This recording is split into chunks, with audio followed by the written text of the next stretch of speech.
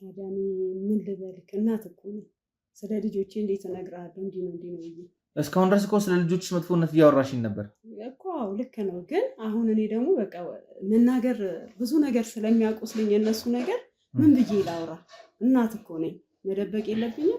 አሁን አንቺ እኔን እየዋሸሽና ነገሮችን እየደበቅሽ በሄድሽ ቁጥር ራስሽ ላይ ያሉትን ነገሮች እያከፋሽ ነው የምትሄጂው። እየዋሸችህ አይደለም፣ እየዋሸችኝ ያለችው ሳሙኤል። የምታውቀው ነገር ካለ አንተ የምታስረዳኝ እፈልጋለሁ። እኔ ማስረዳ እንዴት ነው አንድ እናት 1 ሚሊዮን ብር ተከፍሏት ልጅሽን አስፈቺ? እናት በልጆቿ ትደራደራለች። እናት በልጆቿ ትደራደራለች። ተደራደረች? አልተደራደረች። ለቅሶ ደርሳችኋል? ለቅሶ ደርሰናል።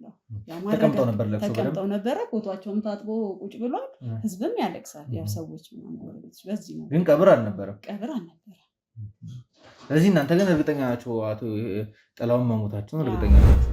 ከእሱ ጋር አብረው ሲሰሩ የነበሩ እና የእሱን ቦታ በብዛት የሚፈልጉት እሱን መሆን የማይችሉ ግን እሱን ለመጣል ሁልጊዜም ከስራቸው አንድ አካል አድርገው የስራቸውን አንድ አካል አድርገው በየቀኑ ሲንቀሳቀሱ የነበሩ ሰዎች ነበሩ። 1 ሚሊዮን ብር የሚያክል ነገር ተልኮልሽ ሊያም ደግሞ የአንቺ ፍላጎት አይደለም። እንደ እናት እኮ ለምነሽም ያለሽንም ሸጠሽ ነገሮችን ብታረጊ እኮ እሺ መልካም። ግን ለምን ዓላማ ይመስልሻል ልጆችሽ እንዲፈቱ የተፈለገበት? ድርጅቱ በጣም ኃይለኛው ከሰረ። ምን ነበር ምክንያቱ ለኪሳሩ?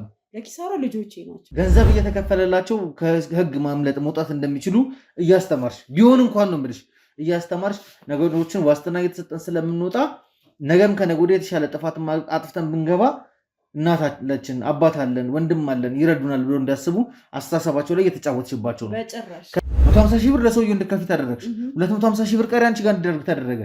ያ ማለት ልጆችሽን ሸጠሻል ማለት አይደለም። ሁሉ ነገሩ ጥሩ አልነበረ፣ ከባድ ነበር። ያው እና ታመን በጣም የተለያዩ አይነት የወንጀል ስራዎች እጽ ማዘዋወር ላይ ምናምን ስማቸው ይነሳልና ብዙ ጊዜ ነው የታሰሩት። በዚህ የተነሳ በእንደዚህ አይነት ስራ የተነሳ ሰፈርም ሌላ ሰውም እንደዚህ እነሱ ናቸው ብሎ በጥርጣሬ ያሳስራቸዋል። እነሱም እዛ በታሰሩበት ሰዓት ብዙ ሰዎች ምናምን እንደዚህ እየመጡ እንደዚህ ይጠይቁናል ብዙ ነገር እና እነሱ ፋዘር ሳያውቅ ብዙ ነገሮች ከቤት የተሸጡ አሉ። የእሱም የእሷም የኔ የምላቸውም ብዙ ነገሮች የተሸጡ ስለሆኑ ለግጭትም ምክንያት ስለሚሆኑ ተመልሶ ያለበት ላይ ይሆናል። ምክንያቱም እንዲድን እንዲያርፍም ፈቃደኛ አልሆኑም እነዚህ ልጆች ምን እንደነካቸውም ስለማናቅ ማለት። ስለዚህ በዛ ሁኔታ ነበረ ድርጅቱ ላይ ያሉ ሰዎች እነዚህ አንዳንድ አጋጣሚዎችን በመጠቀም እሱ አባቴ የዓመት የስራ ፈቃድ ሞልቶ እንዲወጣ አደረጉ ማለት ነው። ምክንያቱም የአባዬን ጤና የእሷን ሰላም ሆኖ መኖር ከምንም በላይ የምፈልገው ነገር እኔ አለኝ ብዬ ለማስበው ለነገ ህይወቴ ከምንም በላይ አስፈላጊ ነገር ስለሆነ ነው። ከተማውን እያስጨነቁ ካሉ እናንተ ድርጅታችሁ ውስጥ የሚወስዱት ነገር ቤት ውስጥ የሚወስዱትን ነገር በእንቁላሉ ሰዓት መቅጣት ስላልቻላችሁ አሁን ከተማዋን እያስጨነቁ ያሉ ከባድ ወንበዴዎች ነው። አንድ ምስኪን ምንም የማያውቅ በቀን ሰርቶ የሚያደር ልጅ እንዴት አድርገሽ አጭበርብረሽ እነዚህን ከባባድ ወንጀለኞች ከህግ ጥላ ለማስመለጥ ሊያውም ወደ 600 ሺህ ብር ለዋስትና ቅርቦች ነበር። የልጆቹ ነገር አበሳጭቶታል። ከዛ በኋላ ነው እኔን እንትን ያለኝ። ስለዚህ በጣም ሰላማችን ተበተነ። ያውሉ ደህና ኑሯችን ጎሰቆለ። ልጆቻችንን በቃ መመለስ አልቻለም። መማር እንደነሱ ከሆነ ምን ያደርጋል ብዬ ምን መማሩን ትቻለሁ። አንዳንድ አስቸጋሪ ነገሮች ነበሩ። ከነዛ ነገሮችን በመነሳት በቃ ትምህርቴንም ለማቆም ተገደድኩ። ያው ምንድነው እኔ አሁንም ቢሆን ጥረቴን የምቀጥለው ይሄ ቤተሰባዊ መሰረት እንዳይናድ ማለት ያው አባቴን የሚያውቁ ሰዎች እሱም የሚያውቃቸው ሰዎች ያው በስራ ጥሩ ስራ ስለሚሰራ ሌላ ድርጅት ላይ ስራ አስኪያጅ ሆኖ ተቀጠረ። እሷ ቤተሰቦች ጋር ክፍለ ሀገር ሄጄ እቆያለሁ አለ። እዛም ደግሞ ትንሽ ነገሮች ጥሩ አልነበረምና ተመልሶ ሲመጣ ዜማ አልሰጡትም። በቃ በጣም ተበሳጨ እጅግ ከሚባለው በላይ። እህትየውም የጋሽ ጥላሁን እህትና ወንድሞች በጣም ከባዱ ንገሪው እንጂ የምታውቂው ነገር ካለ ንገሪው። እኔ ሌባ ልጆች የሉኝም። ሌባ ልጆች የሉኝም? ምን ነበር እስካሁን ድረስ ነግሪኝ የነበረው? ልጆች እቃዎችን እየሰረቁ እንደነበረ ስታውሪኝ ነበር። ከሰርን ማለት ማሽኖችን ልጆቹ እያወጡ እየሸጡ ይሆናል አቅም ብቻ እኛ ጫፍጫፉ ነው የሚነግረን እሱ ባለቤት። መልሶ ያው ነው ለአንድ 2 ቀን ምናምን ይሻለዋል። ተመልሶ ደግሞ እነዚህ የልጆቹ ሁኔታ ስለሚረብሸው ቤትም በመጣ ቁጥር እስካሁን ድረስ የት ነበሩ ነው? የት ነበሩ? ለምን አልደገፉሽ? ድርጅት ሲዘጉ አልነበሩም? እውነት ነው። አንቺ የሆነ ነገር ስትቸገሪ አልነበሩም? ባለቤትሽ በእንደዚህ አይነት ሁኔታ ላይ ሆኖ አልነበሩም? እነሱ በሚፈጥሩት ነገር እነሱ በሚሄዱበት መንገድ ለሚመጣው በእያንዳንዱ ነገር ላይ ነገ እኔ ምን ሊገጥመኝ እንደሚችል አታውቅም። ታዲያ ምን እያደረግሽ ነው? እኔ ማላውቀው ነገር ከማን ጋር ነው የምታወሪው? ይሄንን ሁሉ ነገር ከማን ጋር ነው የምትነጋገሪ? እነዛ መጀመሪያም የሞቱ ልጆችሽን ለማስፈታ ስትይ እኔን እያስገደልሽ ነው። ነገ እኔ በዚህ ምክንያት ምን እንደሚገጥመኝ በምን ታውቂያለሽ? ምን ለማለት ፈልገክ ነው አንተ? የተደበቀ ነገር አለ? እኔ የማላውቀው ነገር አለ? አዎ በእርግጠኝነት እየነገርኩሽ ነው ያለሁት። ልጆችሽን አላማው ከእስር ቤት እንዲወጡ ገንዘብ የተከፈለሽ እነሱን ቀጥታ ለማስገደል ነው። አንቺ ደግሞ ልጆችሽን ለማስገደል ከገዳዮችሽ ጋር እየተባበርሽ ነው። ኧረ እኔ በጭራሽ እንደዛ አይደለም። እንደዛ አላውቅም። ሰዎች እኮ ልጆችሽን አስፈቺ፣ ከእስር ቤት አስወጪ። ለምን? ልጅነታቸው አንቺ እኮ ነው። እነሱ ምን አገባቸው? ልክ ነው፣ ምንም አያገባቸውም። ግን ያው ረዱኛ፣ አዘኑልኛ። በልጆችሽማ እየተደራደርሽ ነበር። ጭራሽ ለሽያጭ አቀረብሻቸው እኮ፣ ገንዘብ ተቀበልሽባቸው። እነሱን አስፈትቶ ለማስገደል ገንዘብ ተቀበልሽባቸው። ከአንድና ከሁለት ጊዜ በላይ ፋዘር እኔ እንዳሳሰርኳቸው እነዚህ ልጆችን እኔ እንዳሳሰርኳቸው ምናምን ሲሰማ ከአንዴም ከሁለቴ ተጣልተናል። ያው የእኔ ቤት ውስጥ ያለመኖር ደግሞ ከሁለቱ ልጆች በላይ እሷን ስለሚጎዳት ብዬ ብዙ ነገሮችን ከበር አድርጌ ለእሷም ስል ነው እዚህ ያለሁት። አይደለም ገንዘብ ይቅርና የትኛውንም አይነት እቃ ለምሳሌ ስልክ አስቀምጬ ወደ ጓሮ አንድ አፍታ ወይ ሁለቴ ብሄድ በሆነ ምክንያት ወደ ጓሮ ብወጣ ተመልሼ ያንን ስልክ አላገኘውም። ይዞት ይሄዳሉ። የማያወጡት የማይሸጡት ነገር የለም። ታላላቅ ወንድሞች ሁለቱም ጸባያቸው ጥሩ ስላልሆነና ለተፈጠረው አሁን እየተፈጠረ ላለውም ነገር እኔ ሙሉ በሙሉ ባላቅም ያው እንደ ምክንያትና መንስኤ ስለሆኑ ከነሱ የተፈጠሩት ነገሮች ምንድን ናቸው? በፊት በህጋዊ መንገድ ሄዳ ከፖሊስ ጣቢያ ሄዳ ዋስ ሆና እንደምታስፈታቸው አውቃለሁ እንጂ ይህን ያህል ገንዘብ እነሱ እንዲፈቱ ተብሎ አባዬና እማዬ አብሮ ባይሆኑና ቢለያዩ የበለጠ ዋጋ የሚያስከፍል ነገር ነው። ምክንያቱም ሰው ቤተሰብ ከሌለው ምንም የለውም እና አባቴ ብዙ ዋጋ ከፍሏል። አሁን ያለንበትን ሁኔታ ብቻ ሳይሆን ትናንት እዚህ ቦታ ለመድረሳችን ብዙ ዋጋ ከፍሏል። እናቴም ብዙ ዋጋ ከፍሏል። በዚህ የተነሳ ቤተሰብን በጣም እኛን ሁላችንም ለጥሩ ነገር ሳይሆን በቃ ለመጥፎ ነገር ነው የዳረጉን። ፋዘር በእነሱ የተነሳ በጣም ይበሳጫል። ከእሷ ጋር በፊት የነበረው ሰላም የለም። ይመጡና ሁሉም ሰው ይመጣና ያው ፋዘርን ብዙ ጊዜ ስራ ቦታ ማግኘት የማይችል ሰው ቀጥታ እሷ ጋር ይመጣና እሷ ላይ ነው የሚናገረው። አንቺ እኮ ቤተሰብ ነሽ፣ በዛ ላይ ደግሞ ልጆችሽ የሚሰሩበት ድርጅት ነው። ባለቤትሽም ልጆችሽም የሚሰሩበት ድርጅት እንዴት እንደወደቀ የቤተሰብ ድርጅት ነው ድርጅቱ አይደል? ድርጅቱ ኪሳራ የሚደርስበት ትርፍ የሚኖርበት በደንብ ማወቅ አለብሽ። የንግድ ሱቆን ገበያው በደራበት ቦታ ያድርጉ። ቡልጋሪያ መስቀለኛው ጋር የቦሌን፣ የሳር ቤትን፣ የቄራን እንዲሁም የሜክሲኮን ሁሉንም መንገዶች ባዋሰነው ሰመር ሪል ስቴት የንግድ ሱቆችን በ3 ሚሊዮን ብር ሙሉ ክፍያ መግዛት ይችላሉ። በግንባታ ሂደት መግዛት ለምትፈልጉ ደንበኞቻችን ከ480 ሺህ ብር ጀምሮ አቅርበንሎታል። በ2 ዓመት ከ6 ወር ከፍለው በ2 ዓመት ከ6 ወር የሚረከቡት 50% የባንክ አማራጭ ጋር በዚሁ ሳይት ላይ ከ700 ሺህ ብር ጀምሮ ቤቶችን ያገኛሉ። ምን ይሄ ብቻ ቀድመው ከመጡ ከ15 እስከ 25% ዲስካውንት ተጠቃሚ ይሆናሉ። ለበለጠ መረጃ ከታች ባለው ስልክ ይደውለው። ሁሉ ነገር እንግዲህ የጀመረው ፋብሪካው የተቃጠለ ጊዜ ነው። ፋብሪካው ከተቃጠለ በኋላ ከፋብሪካው ስለጠፉት ነገሮች ለማጣራት በተለይ ደግሞ ምስጢራዊ ሳጥኖቹ ምንድን ናቸው የሚለውን ለማጣራት ብዙ ጥረቶችን ስናደርግ ነበር የቆየኑ። በዛም ደግሞ ያየናቸው አንዳንድ ነገሮች ነበሩ። እነሱን ታሪኮች እየገፋን በሄድንበት ቁጥር እየሰማናቸው እያየናቸው ያሉ ነገሮች ለጆሮ የሚከብዱ ለዓይንም የማይታመኑ ጉዶች እየሆኑብን ያሉት እነዚህ ነገሮች እንግዲህ የግዴታ ማጣራትና እልባት መፍጠር ስላለብን በተቻለ መጠን በፍጥነት ነገሮችን የማከናወን ስራ እየሰራን እንገኛለን። እንግዲህ ማዕበሎች ስራችንን ከጀመርንበት ቀን አንስቶ በተለያዩ አይነት ዘዴና ታክቲኮች እየተጠቀምን ከሰዎች ሚስጥሮችን እያወጣጣን መረጃዎችን እያነፈነፍን ወንጀለኞችን ለህግ አካል እያስረከብን እንግዲህ እየተጓዝን ያለንበት ሁኔታ ላይ ነው የምንገኘው። ሰላም ጤና ይስጥልኝ። እንደምን ዋላችሁ፣ እንደምን ቆያችሁ፣ እንደምን ከረማችሁ ውድ የማዕበል ቤተሰቦች። እንግዲህ ወንድማችሁ ቴድሮስ ዛሬም ተመልሼ መጥቻለሁ። ዛሬ ደግሞ ጠዋት ከነበረኝ ቆይታ እንግዲህ በጣም የሚያሳዝንም የሚያስከፋም ነገር ወደ እናንተ ወደ ውድ ቤተሰቦቼ አቅርበን ነበረ። እኛ ዓላማችን ሰዎችን ማስተማር፣ መገሰጽ እንዲሁም ደግሞ ተበዳይ ካለ ለተበዳይ መቆም ነው እና እዛ ጋር የነበሩትን ነገሮች ለእናንተ በቪዲዮ ለማስተላለፍ እንደሞከር ነው። እንግዲህ አቶ መኮንን በማያውቀው ነገሮች ውስጥ እንትን ተብሎ ተጠብትቦ የነበረ ምስኪን ሰው ነው። ያለበት የኑሮ ሁኔታ በጣም ያሳዝናል። ልጆቹ፣ ሚስቱ፣ እናትየው ያሉበት ሁኔታ ሁሉም በጣም የሚያስከፋና የሚያሳዝን ነው። እንግዲህ ኑሮን ለማሸነፍ ግድ ስለሆነበት እነዚህ ሰዎች ያቀረቡለትን መደራደሪያ ተቀብሎ እንደነበር እንግዲህ ሲገልጽልን ነበረ በቪዲዮ የተመለከት ነው። ዛሬ ደግሞ ያው ነገሮችን ማጣራት ያለብን ከስር ከመሰረቱ ነው በሚል ፋብሪካው ላይ ተመልሰን ነገሮችን የማጣራት ሂደት እየሰራን ያለ ነው። ቦስ ማን ነው? ቦስ ምን ሲያደርግ ነበር የነበረው? 30ዎቹ እንዴት ሊደራጁ ቻሉ? 30ዎቹ የሚባል ቲም ራሱ ለምን ተፈጠረ? በዛ ውስጥ እየተሰሩ ያሉ ነገሮች ምንድን ናቸው? መንታ ወንድሞቹ እንዴት ነው አክስትየው የለያየቻቸው የሚለው ነገር ግራ እያጋቡን እየተወሳሰቡ ያሉ ታሪኮች ናቸው። እነዚህን ታሪኮች ደግሞ ረቀቅ ለማድረግና አንድ እርምጃ ላይ ለመድረስ በተቻለ መጠን እየተንቀሳቀስን እንገኛለን። እናንተም ደግሞ ውድ ቤተሰቦቼ የ50 ሺህ ጉዞ ተጀምሯል። ዛሬ ላይ 20 ሺህ ደርሰናል። ነገ ከነገ ወዲያ ደግሞ የእናንተ ጥረት ከታከለበት 50 100 መግባታችን አይቀርምና በተቻለ መጠን ቻናሌን ለብዙ ሰዎች ተደራሽ እንዲሆን ሼር በማድረግ እንድታግዙን እንድደግፉን እንፈልጋለን። ቪዲዮን ደግሞ ከመጀመራችሁ በፊት ሁሌም እንደምንለው ላይክ እያደረጋችሁ ጀምሩት። እስከ ፕሮግራም ፍጻሜ ድረስ አብራችሁ ይቆዩ።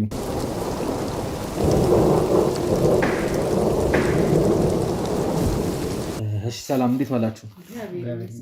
አለን። ያው ትንሽ አስቸገርኳችሁ መግቢያን እስከመጨረስ ድረስ እንድትቆዩኝ አድርጌ ነበረ። ያሉትን ነገሮች ለቤተሰቦች ማሳወቅ ስለነበረብኝ ነው።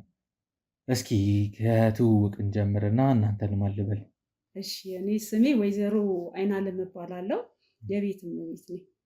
ወንድማችን እናንተንስ ማን ልበል? እኔ ሳሙኤል እባላለሁ። የእሷ ሶስተኛ የመጨረሻ ልጅ ነው። የመጨረሻዋ ልጅ ነው። ወይዘሮ አይናለም እንግዲህ እናንተ ቤት ስንመጣ በሚያስገርም ሁኔታ በሁለት ምክንያቶች ነው እዚህ ቤት የመጣሁት። አንደኛ ስለእናንተ ስለማወቅና ለመጠየቅ ለቤተሰቦችም አስተማሪና ጠቃሚ የሆኑ ነገሮችን ለማስተላለፍ፣ ምክንያቱም ስኬታማ ከሚባል ቤተሰብ መካከል የምትቆጠሩ ናችሁና በህይወታችሁም በኑሯችሁም ስኬታማ የሚባል ደረጃ ላይ ያላችሁ ናችሁ። እንዴት ነው እየኖራችሁ ያላችሁት? በምንድን ነው የተዳደራችሁ ያላችሁት? እንዴት እዚህ ስኬት ላይ ልትደርሱ ቻላችሁ የሚለውን ለቤተሰቦቼ ለማስተላለፍ፣ ሁለተኛ ደግሞ መጠየቅ ያለብኝ ጥያቄ ስላለ እናንተ ቤት ላይ የሚያመራ አንድ ነገር ስለተፈጠረ እና ስለተፈጠረውን ታሪክ ከእናንተ ጋር ለመጫወት ነው አመጣጤ። በድጋሚ ይቅርታ መጠየቅ እንፈልገው በቤታችሁ መጥቼ ቪዲዮ ለመቅረጽ አንዴ ውጭ መውጣት አለባችሁ ብዬ አስገድጄ ስላስወጣችሁ ይቅርታ መጠየቅ ፈልጋለሁ። እስኪ እንዴት ነው ወደ ትዳር ውስጥ የገባሽው? የት ነው ተወልደሽ ያደግሽው? ከዛ በኋላ እንዴት 3 ልጆች ልታፈሪ ቻልሽ? እሺ እኔና ባለቤቴ የተዋወቅነው እዚሁ አዲስ አበባ ነው። አዲስ አበባ ወደ ሽሮ ሜዳ የሚባል አካባቢ ነው። እዛ አካባቢ ነበር የምንኖረው። ስንኖር ያው እኔም ስሰራ ነበር አንዳንድ ስራዎች፣ ንግድ ዓለም ላይ ነበርኩኝ። እሱም እንደዛ። ከዛ እያለን እዚህ ትልቅ ደረጃ ላይ ደረስን። ከዛ በኋላ ያው የሆነ ድርጅት ከፈትን። እሱም ያው እየሰራ ብዙ ቤተሰብን አፍርተን ብዙ ሰዎችን ቀጥረን በዛ ድርጅት ውስጥ እየኖርን ነበረ። ከዛ ያው ህይወትን 3 ልጆች አፈራን፣ ተጋባን፣ 3 ልጆች አፈራን እና ይሄንን ይመስል ነበር። እናንተ አሁን በአሁኑ ሰዓት ላይ ድርጅት አላችሁ ነው? አለን ነበር። አሁን ግን ከስረናል። ምን ተፈጠረ? ያው የባለቤቴ ነበር ያው ዋናው ስራ አስኪያጅ እና ነገሮች ጥሩ እየሄዱለት ነበረ። ከዛ መጨረሻ ላይ ደግሞ የሆነ ጥሩ እየሄደ አይደለም። ምን ተፈጠረ? የተፈጠሩትን ነገሮች ነው ማወቅ እንፈልገው። ድርጅት ባለቤት ነበራችሁ፣ ድርጅቱ ከሰረ። ስኬት ላይ ለመድረስ እንግዲህ የለፋችሁበት የሄዳችሁበት መንገድ አለ። ከዛ ደግሞ ወደ ውድቀት ተመልሳችኋል። ከዛ ደግሞ ድጋሚ ማንሰራርታችሁ ነበረ። ያ እነዛ ነገሮች እንዴት ሊፈጠሩ ቻሉ? ምንድን ነበሩ ውጣ ውረዶቹ? ያው የተወለዱትም ልጆች የኛ 2 ልጆችም ያው ህገ ወጥ ሆኑብን በዛ ድርጅት ውስጥ እዛ ነበር የሚሰሩት። እናም ደግሞ ሌሎችም አሉ። ያው ድርጅቱን በጣም እንትን እያሉት ሄዱ፣ እያደከሙት። ያንቺ ልጆች ማለት ነው? የኔ የራሴ ልጆች 2 ልጆች። ምንድን ነበር የሚሰሩት እዛ ውስጥ? ያው አንደኛው ሂሳብ እንደዚህ እቃ ሲገባና ሲወጣ የሚቆጣጠር ልጅ ነው፣ ተምረዋል ምናምን እና አንደኛውም እንደዛ ያው አባታቸውን ያግዛሉ። እና እኔ እዚሁ ቤት ነኝ፣ ምንም እዛ የምሰራው ስራ የለም። ያው ሰርተው ሲመጡ እኔ ቤት ውስጥ ያለውን ነገር እንትን ማለት ነው። እና እንደዛ ሲል ልጆቹ አበለሻችሁት ማለት ነው። ከዛ በኋላ ምን ተፈጠረ? ያኛው የነበረው ማሽን የተለያየ ነገሮችን በቃ ከሰረ። ሲከሳሰር ከሰርን ማለት ማሽኖቹን ልጆቹ እያወጡ እየሸጡ ይሆናል አቅም ብቻ እኛ ጫፍ ነው የሚነግረን እሱ ባለቤቴ። አንቺ እኮ ቤተሰብ ነሽ፣ በዛ ላይ ደግሞ ልጆችሽ የሚሰሩበት ድርጅት ነው። ባለቤትሽም ልጆችሽም የሚሰሩበት ድርጅት እንዴት እንደወደቀ የቤተሰብ ድርጅት ነው ድርጅቱ አይደል? ድርጅቱ ኪሳራ የሚደርስበት ትርፍ የሚኖርበት በደንብ ማወቅ አለብሽ። ይህን በቃ እንትን አለ ድርጅቱ በጣም ኃይለኛው ከሰረ። ምን ነበር ምክንያቱ ለኪሳሩ? ለኪሳራ ልጆቼ ናቸው። ልጆችሽ ምን እያደረጉ ነበር? ያው እንዳልከው ህገወጥ ነው፣ ይጠጣሉ፣ ይሰክራሉ፣ አጉላጉል ጓደኛ ገጥመዋል። በቃ ምንም የሚያውቁት እኔንም አይሰሙኝም፣ ቤትም ሰላም የለኝም በእነሱ የተነሳ። አንቺ የፈጠርሻቸው ልጆች ናቸው እየተባልኩ ከእሱ ጋራም ሰላም የለኝም። ከዛ ድርጅቱን ዘግቶ ወደ ሌላ ቃሱ ሄደ። እንደዚህ እንደቀላል ድርጅቱ ተዘጋጅ ብዙ ነገር ሲሰራ የነበረ ድርጅት እንደቀላል አይደለም። በጣም ብዙ መስዋዕትነት ተከፍሎ ነው። ምንድን ነበር እኮ እሱን ነው ማወቅ የምንፈልገው። አሁን ምንድነው ይሄ ድርጅት ነበረ አይደል? ከዛ በኋላ አባታቸውን ለማገዝ ነው የገቡት እነዚህ ልጆች። በቃ ካጉል ልጆች ጋር ገጥማል ነው። እሱንም ደግሞ ረጅም ሰዓት ከተጓዙ በኋላ ነው እየቀዘቀዘ ሲሄድ ነው እኛ እንዴት ነው ነገር ብሎ ለካ አባትየው ደግሞ ሁሉንም ለእኔ አይነግረኝም። ምንድነው የማይነግረኝ? የልጆቹ ነገር አበሳጭቶታል። ከዛ በኋላ ነው እኔን እንትን ያለኝ። ስለዚህ በጣም ሰላማችን ተበተነ። ያው ሁሉ ደህና ኑሯችን ጎሰቆለ። ልጆቻችንን በቃ መመለስ አልቻልንም እና በዚህ ምክንያት ባለቤት ያንን ድርጅት ወደ ሌላ ሄደ። ወደ ሌላ ድርጅት ሽፍት አደረገ። እስኪ ምን ይመስል ነበር የልጆች አስተዳደግሽ? ምን ይመስል ነበረ? ምናልባት የልጆች አስተዳደግ ላይ ጥሩ ያልሆኑ ነገሮች ካሉ መጥፎ ነገርን ሲያደርጉ በጊዜ ገስጾ ከመመለስ ይልቅ እሽሩሩ ብሎ ማባበል ነገሮች ሲመጡ ልጆችን ቅጥ ያጣ አስተዳደግ እንዲኖራቸው ያደርጋል። እስኪ አንቺ የነበረሽ የልጆች አስተዳደግ ምን ይመስል ነበረ? እኔ የነበረኝ እውነቱን ለመናገር እናት እንደምትሆነው ነው። ማንኛውም ልጅ እንደሚደረግለት ይደረግላቸዋል። ያው ቤት ውስጥ ይመገባሉ። አንዳንዴም ደግሞ እንደዚህ ቲያትር፣ አንዳንዴ ያው ልጆች እንደሚሆኑ ጽድት ያለ ነገር ይፈልጋሉ፣ ይደረግላቸዋል። ትምህርታቸውንም በአግባቡ ይማራሉ። ከዛ ትምህርት ሲጨርሱ ለምን አባታችንን አናግዝም ብለው ነው የገቡት። ከዛ እነሱ አጉላጉል ጓደኞች ገጥመው ነው መሰለኝ እንደዚህ የሆነው ብለን እንጂ ከኛ አይደለም። እኔ እንደ ማንኛውም እናት እንደምታሳድገው ነው ያሳደግኳቸው ልጆቼ። በአንቺና በባለቤትሽ መካከል ያለው ግንኙነት ምን ይመስል ነበረ? ልጆቹና ባለቤቴ? አንቺና ባለቤትሽ? እኔና ባለቤቴ ተከባብረን ምን ብለን የምንኖረው ያው እንደ ማንኛውም ባልና ሚስት። ግጭቶች ምናምን አልነበሩም? አልነበሩም። ያው በመሀል ልጆቹ ናቸው እንደዚህ አይነት ነገር ውስጥ ያስገባል። በልጆቻችሁ ምክንያት ትጣሉ ነበረ? አንጣላ ነበረ። መጥቶ ይበሳጫል። በጣም ነው የሚበሳጨው። ሁሉ ነገሩ ጥሩ አልነበረ። ከባድ ነበር ያው እና ታመመን በጣም ውስጥ። በእርግጥ ያው ከደረሱበት ነገሮች አንጻር ስለነገርሽኝ ኪሳራዎችን ምናምን ትንሽ ያሉት በልጆች ደግሞ ሲሆን ነገሮች የከፉ ይሆናሉ። ባለቤትሽና ልጆቻቸውስ? እስኪ ራስሽ ያነሳሻቸውን ጥያቄዎች ልመልሳቸው እና ባለቤትሽና ልጆችሽ ምን አይነት ግንኙነት ነው ያላቸው? እውነት ለመናገር በፊት በጣም ጥሩ ነበሩ። አባታቸውን ያከብራሉ። ያ ሁሉ ነገር አባት እንደሚሆንላቸው ነው የሚሆነው አባት ለልጆቹ። ነገር ግን አሁን እንዳልኩ ይሄ ነገር ድርጅት ከገቡ በኋላ እንትን ካሉ በኋላ በጣም ተበለሻሹ። ለአባታቸውም ያላቸው ነገር በጣም ይሄ ነው አይባልም፣ የአባትነት ደረጃ አይደለም። ያው እዛ ጋር እንደምመለከተው እንግዲህ የሁለት ልጆችሽ የምርቃት ፎቶን እያየሁ ነው ያለው። አባታቸው ከላይ ያለ ደስ ይላል በጣም። ሳሚ ወደ አንተ ልምጣና እስኪ ሳሚስ ምን ላይ ነው ያለህ? እኔ አብዛኛውን ጊዜ አንዳንድ ነገሮችን ለመስራት እየሞከርኩኝ ከእሷ ጋር ነው ያለሁት። እሷን በማገዝ አንዳንዴም ደግሞ ትንሽ ታላላቅ ወንድሞች የሁለቱም ጸባያቸው ጥሩ ስላልሆነና ለተፈጠረው አሁን እየተፈጠረ ላለውም ነገር እኔ ሙሉ በሙሉ ባላቅም ያው እንደ ምክንያትና መንስኤ ስለሆኑ ከነሱ የተፈጠሩት ነገሮች ምንድን ናቸው ሳሚ? ማለት ወንድሞቼ በጣም ያስቸግራሉ። ጸባያቸው ጥሩ አልነበረም። በተለይ ደግሞ አሁን እሷ ከነገረች በኋላ ውሏቸው ጥሩ አልነበረም። ሲማሩም ጓደኞቻቸው ያን ያህል ጥሩ የሚባሉ አልነበረም። ብዙ ሰዎች የሚናገሩት ነው። እኔ ግን ያው ደርሼ አላወቅኩም አላየሁም እንጂ በተለያዩ አይነት የወንጀል ስራዎች እጽ ማዘዋወር ላይ ምናምን ስማቸው ይነሳል እና በዚህ የተነሳ ቤተሰብን በጣም እኛን ሁላችንም ለጥሩ ነገር ሳይሆን በቃ ለመጥፎ ነገር ነው የዳረጉን። ፋዘር በእነሱ የተነሳ በጣም ይበሳጫል። ከእሷ ጋር በፊት የነበረው ሰላም የለም።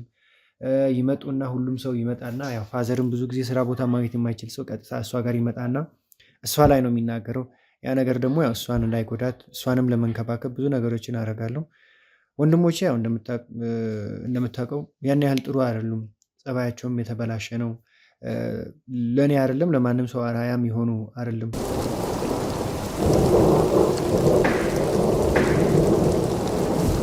ብዙ ጊዜ ነው የታሰሩት። በዚህ የተነሳ በእንደዚህ አይነት ስራ የተነሳ ሰፈርም ሌላ ሰውም እንደዚህ እነሱ ናቸው ብሎ በጥርጣሬ ያሳስራቸዋል።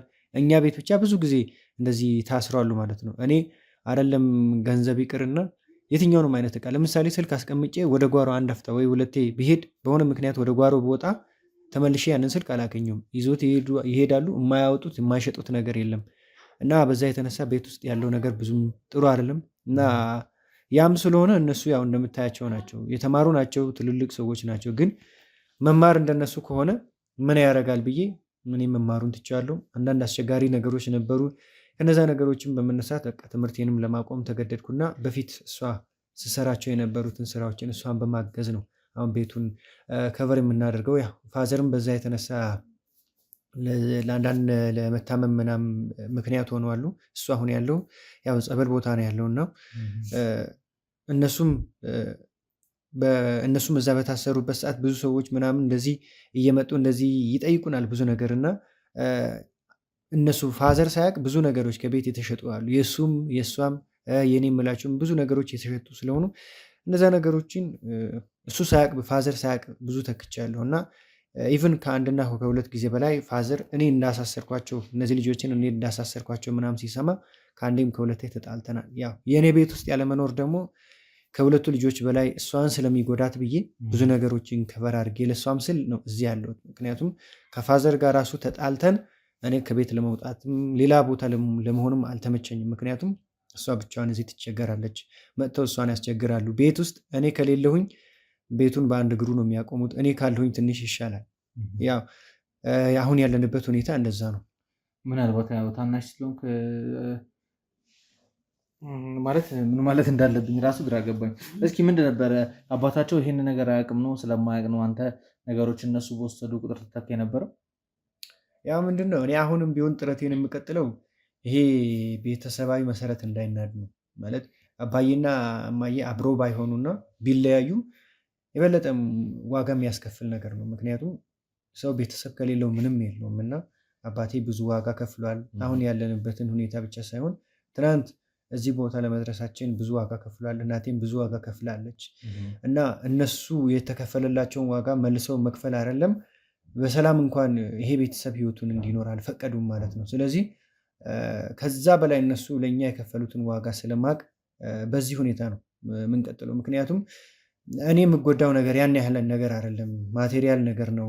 እሷን ምናምን የእኔ እዚህ ቦታ ያለመኖር እሷን የበለጠ ስለሚጎዳት እነሱ የሚወስዱትን ነገር አባዬና እማዬ ተለያይተው ቢኖሩ ይሄ ቤተሰብ ቢበተን ደግሞ ነገ እኔስ ምን አይነት የራስ ህይወት ይኖረኛል? ከዚህ በመነሳት ነው እነዚህ ነገሮችን ከቨር የማደርገው። በተለይ ከቤት ውስጥ ያሉትን ነገሮችን እኔ ነኝ ከቨር የማደርገው። ምክንያቱም የአባዬን ጤና የእሷን ሰላም ሆኖ መኖር ከምንም በላይ የምፈልገው ነገር እኔ አለኝ ብዬ ለማስበው ለነገ ህይወቴ ከምንም በላይ አስፈላጊ ነገር ስለሆነ ነው እንደዚህ የማደርገው። እስኪ ይቅርታ ትንሽ መለስ ስላደርጋችሁ እና አባታችሁ ቅድም ታሞ ጸበል እንደገባ ነገራችሁ ነበረ። ምንድን ነው የተፈጠረው? እንግዲህ የመጀመሪያ የእኛ ድርጅት ከተዘጋ በኋላ ቤት መዋል ከስራ ውጭ መሆን አባቴ ላይ የፈጠረው የስነ ልቦና ጫና አለ እና ያው አባቴን የሚያውቁ ሰዎች እሱም የሚያውቃቸው ሰዎች ያው በስራ ጥሩ ስራ ስለሚሰራ ሌላ ድርጅት ላይ ስራ አስኪያጅ ሆኖ ተቀጠረ። እዛ ስራ እየሰራ በነበረበት ወቅት በታች የነበሩ ሰዎች አሉ ከእሱ ጋር አብረው ሲሰሩ የነበሩ እና የእሱን ቦታ በብዛት የሚፈልጉት እሱን መሆን የማይችሉ ግን እሱን ለመጣል ሁል ጊዜም ከስራቸው አንድ አካል አድርገው የስራቸውን አንድ አካል አድርገው በየቀኑ ሲንቀሳቀሱ የነበሩ ሰዎች ነበሩ። እነዚህ ሰዎች ጋር እየታገለ እየሰራ ነበር እና እዛ በነበረበት ወቅት አባቴ እነዚህ ጫናዎች ቤት ያሉትም እነዚህ የልጆቹም ሁኔታ በጣም እየረበሸው ስለነበረ ከቀን ወደ ቀን ይሻለዋል ጥሩ ይሆናል እያልን ብንሞክርም አንዳንዴ በጣም ሲብስበት ሕክምና ብንወስደውም ያው መልሶ ያው ነው ለአንድ ሁለት ቀን ምናምን ይሻለዋል። ተመልሶ ደግሞ እነዚህ የልጆቹ ሁኔታ ስለሚረብሸው ቤትም በመጣ ቁጥር ለግጭትም ምክንያት ስለሚሆኑ ተመልሶ ያለበት ላይ ይሆናል። ምክንያቱም እንዲድን እንዲያርፍም ፈቃደኛ አልሆኑም እነዚህ ልጆች ምን እንደነካቸውም ስለማናቅ ማለት። ስለዚህ በዛ ሁኔታ ነበረ ድርጅቱ ላይ ያሉ ሰዎች እነዚህ አንዳንድ አጋጣሚዎችን በመጠቀም እሱ አባቴ የዓመት የስራ ፈቃድ ሞልቶ እንዲወጣ አደረጉ ማለት ነው። እሱ በሌለበት ቦታ ድርጅቱ ላይ እሱ ቦታ ሆነው ሌላ ሰው የተኩ ይመስለኛል እና በዛ ምክንያት አባቴ በጣም ጫን ሲለው እሷ ቤተሰቦች ጋር ክፍለ ሀገር ሂጄ እቆያለሁ አለ። እዛም ደግሞ ትንሽ ነገሮች ጥሩ አልነበረምና ተመልሶ ሲመጣ ጸበል ሕክምናውን ጸበል ሄዶ ቢከታተል ይሻላል ምናምን ብለው ስላሰቡ ከማዘር ጋራ እዛ ጸበል እንዲሄድ የተደረገው ማለት ነው። ኤግዛክትሊ ግን ምንድን ነበረ ከስራ ፖዚሽኑ ላይ እንዲነሳ የተደረገበት? ምናልባት እንደ ባለቤቱ ስለሆንሽ አንቺ ብዙ ነገር ታውቂያለሽ፣ ዲቴይል ያወራሻል ከልጁ በተሻለ ብዬ አስባለሁ። ባለቤትሽ ከስራ ፖዚሽኑ ላይ ተነስቶ ምክትል ስራ አስኪያጅ ሆነ። ምክትል ስራ አስኪያጅ የሆነበት ምክንያት ምንድን ነበር እና ለምንድን ነው በአስገዳጅ ሁኔታ ዓመት እረፍት እንዲሞላ የተደረገው? ምክትል ስራ አስኪያጅ የሆነበት ምክንያት ያው ጋሽ ጥላሁን በህይወት ሲያልፉ ከዛ አንድ የጋሽ ጥላሁን ወንድምና እህት አሉ። በጣም የተማሩም አይደሉም፣ በቃ ዝም ብለው የትየሌሊ ናቸው። በቃ እሱ ደግሞ እሳቸው ባሉ ሰዓት በጣም ደስተኛ ነበር ባለቤቴ። እሳቸው በህይወት ሲያልፉ እነዚህ ሰዎች በቃ በጣም ጥሩ ፊት አይሰጡትም፣ ስራውንም በስነስርዓት እንዲሰራ አልፈቀዱለትም፣ ጊዜም አልሰጡትም። በቃ በጣም ተበሳጨ እጅግ ከሚባለው በላይ። እህትየውም የጋሽ ጥላሁን እህትና ወንድሞች በጣም ከባዶች ናቸው። በቃ እንደዚህ ይሄ እንግዲህ እኔ ባለቤት በፊት ስራ አስኪያጅ ነበረ፣ ድርጅት ነበረው፣ ብዙ ነገር ያሳለፈ ሰው ነው። ስለዚህ እዚህ ጋር ሲመጣ ግን ያየውን እንትን ያሳዩት ነገር ጥሩ አይደለም። በቃ በሰው ሰብአዊ እንትን እንደዚህ የሚደረግ አይደለም። ስለዚህ በጣም አዘነ በጣም ከሚባለው በላይ እና ይህንን ስራውን ደስተኛ አይደለም። ሰውየው እያሉ በጣም ደስተኛ ነበሩ ጋሽ ጥላሁን እያሉ፣ እሳቸው በህይወት አልፈዋል። እነዚህ ቤተሰብ ደግሞ በጣም ከባዶች ናቸው እና በዚህ ምክንያት ነው። ስለዚህ ባለቤትሽ ምክትል ስራ አስኪያጅ እንዲሆን ተተካ በገነትና በኤፍሬም አማካኝነት ማለት ነው። ይቅርታ ግን ያው እኔ አንዳንድ ነገሮችን ከስር ከመሰረቱ እያጣራው ለመሄድ ስለፈለግኩ ነው። ጋሽ ጥላሁን መሞታቸውን አለመሞታቸውን የሚያረጋግጥ ነገር አልነበረም። አንቺ እንዴት በደፈናው እስኪ ጋሽ ጥላሁን ሞተዋል የሚለውን ሀሳብ ልታነስ ይቻልሽ? ያው ቀብር አልደረስንም ግን ለቅሶን ደርሰናል። ቤታቸው ሄደን ለቅሶ ደርሳችኋል? ለቅሶ ደርሰናል። ተቀምጠው ነበር? ተቀምጠው ነበረ። ፎቷቸውም ታጥቦ ቁጭ ብሏል። ህዝብም ያለቅሳል። ያው ሰዎች ጎረቤቶች። በዚህ ነው። ግን ቀብር አልነበረም? ቀብር አልነበረም። ስለዚህ እናንተ ግን እርግጠኛ ናቸው አቶ ጥላሁን መሞታቸውን እርግጠኛ ናቸው? ለማንኛውም ወይዘሮ አይናለም እኔ የመጣሁበትን ኬዝ ላይ ልግባ። ወደ ሁለተኛው ጥያቄ ልለፍ። ወደ ሁለተኛው ጥያቄ ሳልፍ ያው እዚህ ቤት የመጣሁበት ምክንያት አለኝ። የመጣሁት ስለ ባለቤትሽ ለማጣራት አይደለም። የመጣሁበት ምክንያት አንቺ ሰሞኑን ከአንድ ሰው ጋር ተገናኝተሽ ነበረ። ልጆችሽም ደግሞ አሁን በህግ ጥላ ስር ነው የሚገኙት አይደል? እነሱን ለማስፈታት ጥረት እያደረግሽ ነበር። ልጆችሽ ደግሞ አሁን ከተማውን እያስጨነቁ ካሉ እናንተ ድርጅታችሁ ውስጥ የሚወስዱት ነገር ቤት ውስጥ የሚወስዱትን ነገር በእንቁላሉ ሰዓት መቅጣት ስላልቻላችሁ አሁን ከተማዋን እያስጨነቁ ያሉ ከባድ ወንበዴዎች ሆነዋል። እነዚህን ልጆች እንግዲህ ከታሰሩበት ቦታ ላይ ለማስፈታት ጥረት ስታደርጊ ነበር። ወይዘሮ አይናለም እየጠየኩሽ ነው። የምጠይቅሽን ጥያቄ መልሽልኝ። ልጆችሽን ልታስፈቺ ነበር አይደል? ንገሪው እንጂ የምታውቂው ነገር ካለ ንገሪው። እኔ ሌባ ልጆች የሉኝም። ሌባ ልጆች የሉኝም? ምን ነበር እስካሁን ድረስ ነግሪኝ የነበረው? ልጆች እቃዎችን እየሰረቁ እንደነበረ ስታወሪኝ ነበር አይደል? አልነበረም? ነበረ። አሁን ድንገት ተነስተሽ ሌባ ልጆች የሉኝም የምትይው ታዲያ እንዴት ነው?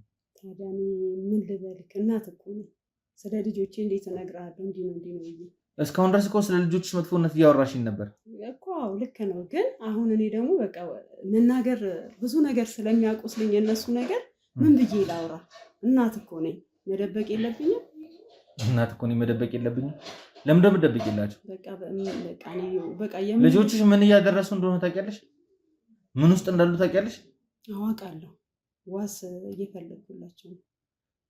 ዋስትናውንማ ለማግኘት እኮ ብለሽ ለሰዎች ብር ልከሻል። ያንን ሁሉ ብር ራሱ ከየት እንዳመጣሽ ገና የሚጠራ ነው። ገንዘቡ ከየት እንደመጣና ወደ አንቺ እንደተላከ አንቺ ለሰዎች ለመላክ እንደፈለግሽ እየተጣራ ያለ ጉዳይ ነው። አንድ ምስኪን ምንም የማያውቅ በቀን ሰርቶ የሚያደር ልጅ እንዴት አድርገሽ አጭበርብረሽ እነዚህን ከባባድ ወንጀለኞች ከህግ ጥላ ለማስመለጥ ሊያውም ወደ 600 ሺህ ብር ለዋስትና አቅርበሽ ነበር? አላቀረብኩም። ወይዘሮ አይናለም ሰውየውን አልማዝ ነኝ ብለሽ ተዋወቅሽው። ከዛ የሰጠሽው ማስረጃዎች ነበሩ፣ የሰጠሻቸው ነገሮች አሉ። እዚህ ቤት ሲያመራ እንደንግጠናል። እንደ ቲምም ቆመን ስንነጋገር ነበር የነበርነው። እዚህ ቤት መምጣት እንፈልግ ነበረ። ማስረጃዎችን እየሰበሰብን ያለ ነው። አንቺን ለማግኘት አንቺን ለማውራት ሳይሆን ባለቤትሽን ለማውራት ነበር እዚህ ቤት ለመምጣት የፈለግነው። ስለ ባለቤትሽ ስናጠያይቅ ጸበል መሆኑ ከእናንተ በፊት ቀድመን አውቀናል መረጃውን። ግን አንቺ ወይዘሮ አልማዝ ነኝ ብለሽ ልጁን ተዋወቅሽው፣ አንድ ኮንስትራክሽን ድርጅት ውስጥ ሄደሽ አወራሽው። ካወራሽው በኋላ አካውንቱ ላይ 750 ሺህ ብር ላክሽለት። 150 ሺህ ብሩን እሱ እንዲጠቀምበት ህይወቱ እንዲቀይርብለት፣ 600 ሺህ ብሩን ደግሞ ለልጆችሽ ዋስትና ሆኖ ሄዶ እንዲያስፈታ። አላደረኩም አላኩ። ማስረጃ ሳይኖረኝ አላወራም። ባትዋሽኝ የተሻለ ነው። ምናልባት ሳሙኤል አንተም እዚህ የምታውቀው ነገር ካለ እንድታወራ ፈልጋለሁ። መረጃ መደበቅ ወንጀለኝነት ነው፣ ታውቃላችሁ አይደል? አላደረኩም አላኩ። እኔ የባንክ ስቴትመንቱን ላሳይሽ እችላለሁ። አንቺ ጋር የገባውን ብር ማሳይሻለሁ። ከ6 አካውንቶች የተለያየ ብር ነው የተላከልሽ። ከዛ 1 ሚሊዮን ብር ሞላ። ከ1 ሚሊዮን ብሩ ላይ ደግሞ 750 ሺህ ብሩን ቀጥታ ለአቶ መኮንን ላክሽለት። አላደረኩም። መረጃዎቹን የምትላቸውን አቅርብልኝ። እኔ ማስረጃዎቹን እንዳለ ላሳይሻለሁ። ከፈለግሽ የባንክ ስቴትመንቶቹን ላሳይሽ እችላለሁ። ምንም ችግር የለውም። ግን እዚህ ጋር እንድታቂ የምፈልገው ነገር አሁን እያደረግሽ ያለሽው ነገር አያዋጣሽም። ወይዘሮ አይናለም አንቺ ያላሰብሽው ነገር አለ። እኔ አሁን አንቺን ያለውን ነገር እንድታስረጅኝ ፈልጌ የመጣሁበት ምክንያት አለ። ልጆችሽ ናቸው። ምንም ወንጀል ቢሰሩ ጥፋት ቢያጠፉ ልታስፈቻቸው እንደምትፈልግ ያውቃሉ። ከዚህ በፊትም ደግሞ በተደጋጋሚ ዋስትና ገብተሽላቸው ዋስ ሆነሽ እንዳስፈታሻቸው ሪካርድሽን ከጣቢያ ማግኘት ችለናል። በተደጋጋሚ ዋስትና ሆነሻቸዋል። የቀበሌ መታወቂያም ይሁን የተጠየቀው ገንዘብም ይሁን እየከፈል ስታስወጫቸው ነበር። እውነት ነው። አሁን ደግሞ ነገሮች እንዳለ የከፉ መሆናቸው ሲገባሽ ትልቅ ገንዘብ አቅርበሽ ልጆችሽን ማስፈታት ፈለግሽ አይደለ? ተሳሳትኩ? አልተሳሳትኩም። ለምንድን ነው ይህን ነገር ማድረግ የፈለግሽው? በቃ ስንት ነገር ዋጋ ከፍዬ አሁንም እኔ ሰለቸኝ። እውነት ምኑ ነው የሰለቸሽ? በቃ የልጆቼ እንዲህ መሆን ከአሁንም እኮ ይህን ያህል ብር ገንዘብ ከፍለሽ ብታስፈቻቸው ተመልሰው መግባታቸው አይቀርም። እሱን እግዚአብሔር ነው የሚያውቀው። ምን ነበር ፕላንሽ? እኔ ፕላኔ ምንድን ነው? ከመጀመሪያ እንዳስተማርኳቸው ጥሩ ደረጃ ላይ ቢደርሱልኝ ደስ ይለኝ ነበር። እኔ በጣም እውነት አይምሮ ልክ አይደለም። እኔም እንደ አባታቸው ጸበል መግባት አይቀር። የንግድ ሱቆን ገበያው በደራበት ቦታ ያድርጉ። ቡልጋሪያ መስቀለኛው ጋር የቦሌን፣ የሳር ቤትን፣ የቄራን እንዲሁም የሜክሲኮን ሁሉንም መንገዶች ባዋሰነው ሰመር ሪል ስቴት የንግድ ሱቆችን በ3 ሚሊዮን ብር ሙሉ ክፍያ መግዛት ይችላሉ። በግንባታ ሂደት መግዛት ለምትፈልጉ ደንበኞቻችን ከ480 ሺህ ብር ጀምሮ አቅርበንሎታል። በ2 ዓመት ከ6 ወር ከፍለው በ2 ዓመት ከ6 ወር የሚረከቡት 50% የባንክ አማራጭ ጋር በዚሁ ሳይት ላይ ከ700 ሺህ ብር ጀምሮ ቤቶችን ያገኛሉ። ምን ይሄ ብቻ! ቀድመው ከመጡ ከ15 እስከ 25% ዲስካውንት ተጠቃሚ ይሆናሉ። ለበለጠ መረጃ ከታች ባለው ስልክ ይደውለው። በተደጋጋሚ እኮ እያደረግሽ ያለሽው ልጆችሽ ታርመው ጤነኛ ሆነው ብቁ ዜጋ ሆነው ወደ ማህበረሰቡ እንዲቀላቀሉ ሳይሆን ልጆችሽ እዛ ቦታ ላይ ደርስባቸዋል ብለሽ የምታስቢው ነገር ለማስቀረት በተደጋጋሚ ዋስዮች ያስፈታሻቸው ነበር። እውነት ነው። እኔ አሁን ግራ እየተገባሁ ነው ያለሁት። ይሄን ሰውዬ ማግኘትሽዋል፣ ገንዘቡንም ከፍለሻል አይደለ? እውነት ነው። ገንዘቡን ከፍለሻል። ስለዚህ ወይዘሮ አይናለም ህግን ለማጭበርበር በመሞከር በተለይ ደግሞ ከባድ ወንጀለኞችን ሆን ብለሽ እንዲያመልጡ ወይ የሆነ ነገር እንዲያደርጉ ሆን ብለሽ ስትተባበሪ ነበርና አንቺን በህግ መጠየቅ እፈልጋለሁ። ይሄ ሁሉ ነገር እስከሚሆን ድረስ እኔ ምንም የማውቀው ነገር የለም። አንድም ነገር እናትህ ግን በተደጋጋሚ ወንድሞችን እየሄደች እንደምታስፈታ ታውቃለህ። በፊት በህጋዊ መንገድ ሄዳ ከፖሊስ ጣቢያ ሄዳ ዋስ ሆና እንደምታስፈታቸው አውቃለሁ እንጂ ይህን ያህል ገንዘብ እነሱ እንዲፈቱ ተብሎ ምንም የማውቀው ነገር አንድ ዘመድ ነው ይከተተል። አንድ ዘመድ? ማነው ዘመድሽ? ዘመድ እንዳለ እኮ ማነው ዘመድሽ? ለምንድን ነው ልጆችሽን እንድታስፈች ይሄን ያህል ብር የላከልሽ ታውቂያለሽ? አላውቅም። አስፈቻቸው ነው ያለኝ። አስፈቻቸው ስላለሽ ብቻ ዝም ብለሽ ይሻልሽ? ለምን እሱ ከዚህ በፊት ተጨንቆ አግዞሽ ያውቃል? አሁን ድንገት ተነስተው ይሄን ያህል ብር ልኮልሽ፣ ያው 1 ሚሊዮን ብር የሚያክል ነገር ተልኮልሽ፣ ገንዘቡ አላማው ልጆችሽን ብቻ ማስፈታት ነው የሚል ነገር ደረሰሽ። እንዴት ልትቀበይ ቻልሽ? እንዲፈቱ ስለምፈልግ። ልጆች አይደሉ ምንም ወንጀለኛ ቢሆኑ ምንም ይሁን ልጆችሽ ቢሆኑም ወንጀለኛ ቢሆኑም ልጆችሽ ቢሆኑም 1 ሚሊዮን ብር የሚያክል ነገር ተልኮልሽ ሊያም ደግሞ የአንቺ ፍላጎት አይደለም። እንደ እናት እኮ ለምነሽም ያለሽንም ሸጠሽ ነገሮችን ብታረጊ እኮ እሺ መልካም። ግን ለምን ዓላማ ይመስልሻል ልጆችሽ እንዲፈቱ የተፈለገበት? ሁለቱ ልጆችሽ የ30ዎቹ የማፊያ ቡድን አባላት ናቸው። እነሱ ጋር ደግሞ ከባድ ሚስጥር አለ። ያንን ሚስጥር እንዳያወጡ መጀመሪያ በነበሩበት ጣቢያ ላይ ጥቃቶች እንዲደርስባቸው ብዙ ነገር እንዲደረግባቸው ሲደረግ ነበር የነበረው። አሁን ግን አንቺ ዋስትናውን ከፍለሽ እንዲወጡ የተፈለገበት ምክንያትና ፍርድ ቤቱም ያን ያህል ዋስትና ማቅረብ እንደማችሉ እርግጠኛ ሆኖ ያን ያህል ብር ዋስትና አስይዛችሁ መውጣት ትችላላችሁ የተባለበት ምክንያት ነገሮችን ከበድ አድርጎ ልጆቹን በሕግ ጥላ ስር ማቆየት ስለተፈለገ፣ በልዩ ጥበቃ ማቆየት ስለተፈለገ ነው። አሁን ግን አንቺ ዋስትናውን ከፍለሽላቸው ወጥተው ቢሆን ኖሮ ሁለቱንም ልጆችሽ በአንድ ቀን ታጫቸው ነበረ።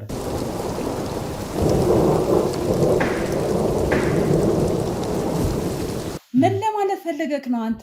የተደበቀ ነገር አለ? እኔ የማላውቀው ነገር አለ?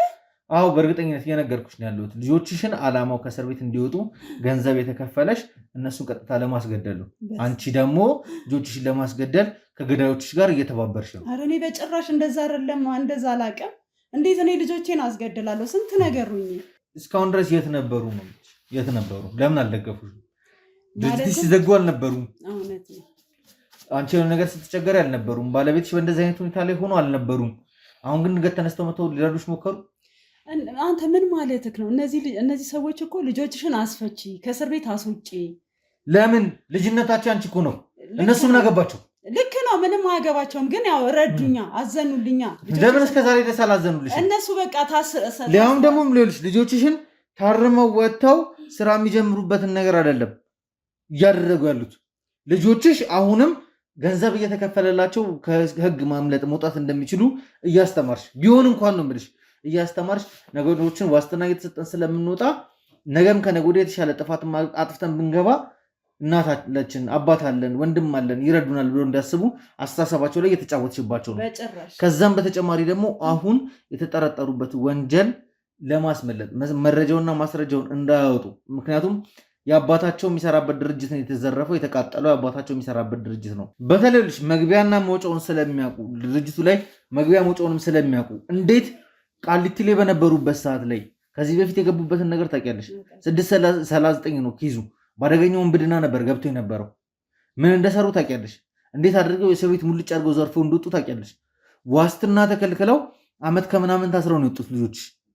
ወይዘሮ አይና ለቢልሽ ከበቂ በላይ ማስረጃ ይዤ ነው የመጣሁት። አሁን አንቺ እኔን እየዋሸሽና ነገሮችን እየደበቅሽ በሄድሽ ቁጥር ራስሽ ላይ ያሉትን ነገሮች እያከፋሽ ነው የምትሄጂው። እየዋሸች አይደለም እየዋሸችኝ ያለችው ሳሙኤል፣ የምታውቀው ነገር ካለ አንተ የምታስረዳኝ እፈልጋለሁ። እንዴት ነው አንድ እናት 1 ሚሊዮን ብር ተከፍሏት ልጅሽን አስፈቺ? እናት በልጆቿ ተደራደራለች። እናት በልጆቿ ተደራደራለች? ተደራደረች? አልተደራደረችም። ከዚህ በላይ መደራደር በህይወት እንዲኖሩ ነው እያደረገች ያለች። ለምንድን ነው እነዚህ ልጆች ቢወጡ እኮ ተገለዋል እኮ። ይሄ ሳሙኤል ወንድሞችን አታል እናትህ አስባ የሄደችው ነገር ተሳፍቶ ቢሆን ኖሮና እዛ ጋር ያሉት ነገሮች እሷ በፍጹም እንደዛ አላሰበችም። አንድና አንድ የታያት እንዴት ሰው በቅንነት አስቦ ለአንተ 1 ሚሊዮን ብር ሰጥቼ የታሰረ ልጅን አስፈታልልህ ይችላል? ማንም ሰው ቢሆን ልጁን ለማዳን የሚያደርገው ጥረት ነው። እሷ ገንዘቡን ለምናምን ብላ አይደለም ያመጣችው። ቀጥታ የሚደራደሩ ሰዎች በተለይ ደግሞ አቶ ኤፍሬም እና አቶ ምህረት ናቸው ከአንቺ ጋር ኮሚኒኬት አድርገው ገንዘቡን የሚሰጡሽ። ገንዘቡ እንዴት ተደርገው በ5 አካውንት አንቺ ላይ እንደገባ ሙሉ እንደረሰ ላሳይሽ ይችላል። ማንም ቢሆን ገንዘብ ቢሰጣት እቺ እናት ነች። የኔ ሁለት ታላላቅ ወንድሞቼ ናቸው። እነሱ ሁለቱ የሚሞቱ ከሆነ እስር ቤት የሚኖሩ ከሆነ በህይወት የምቆየው እኔ ብቻ ነኝ። እነሱ በሚፈጥሩት ነገር እነሱ በሚሄዱበት መንገድ ለሚመጣው በእያንዳንዱ ነገር ላይ ነገ እኔ ምን ሊገጥመኝ እንደሚችል አታውቅም።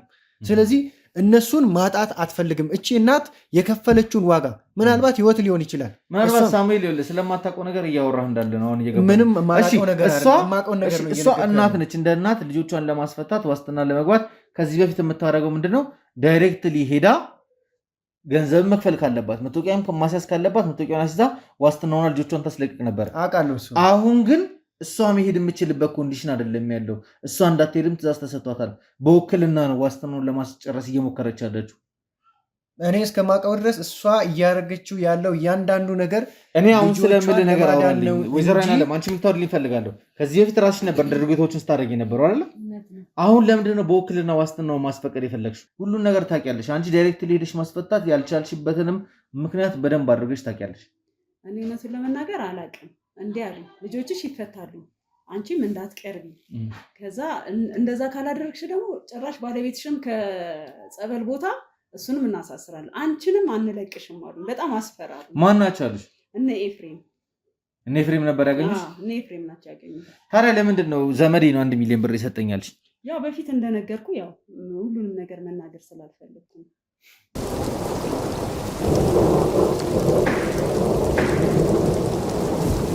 በልጆችሽማ እየተደራደርሽ ነበር። ጭራሽ ለሽያጭ አቀረብሻቸው እኮ ገንዘብ ተቀበልሽባቸው። እነሱን አስፈትቶ ለማስገደል ገንዘብ ተቀበልሽባቸው። የእውነትን ያላቅም ለዋስትና የሚከፈለው 600 ሺህ ብር ነው አይደል? እውነት ነው።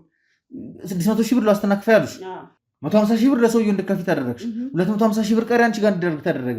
ያ ማለት ልጆችሽን ሸጠሻል ማለት አይደለም? እኔ እንደዛ አስቤ አይደለም። የምር ለምን መሰለህ አንተ እንዴት በ600 ሺህ ብር ልጆች አንቺ እኮ ልጆችሽ መፈታትሽ ብቻ ለአንቺ በቂ ነው። የምትፈልጊው ልጆችሽን ማስፈታት ነው አይደል?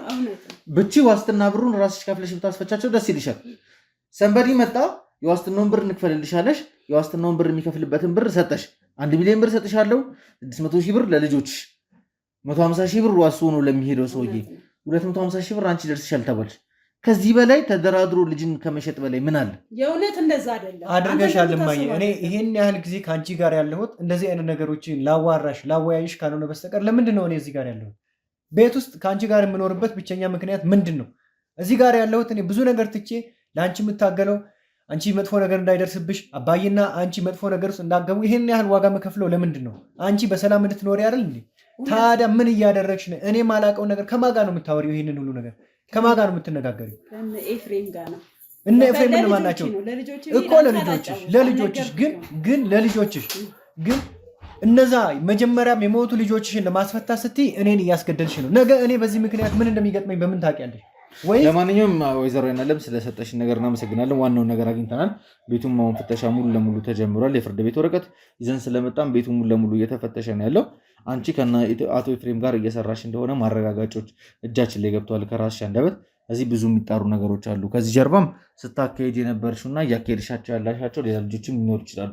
ልጆችሽን ከመሸጥ ውጭም ለባለቤትሽ እንደዚህ መሆንም ተጠያቂ ልትሆኚ ትችላለሽ። ብዙ ነገሮች የምናጣራ ይሆናል። በጭራሽ እኔ እንደዚህ እንደምትለው አይደለም። አንደኛ እኮ ድርቅ ያለ ስሜት ነው ያለሽ። ስሜትሽን ራስ አንድ እናት ሪፍሌክት ልታደርገው የምችለው ነገር ኢሞሽን እንኳን እያሳየሽን አይደለም። አረ በጭራሽ አይደለም። እውነታው ይሄ ነው። እውነት ቢሆን እንደዚህ ድርቅ ብለሽ አታወሪኝ። አረ የምሬ ነው።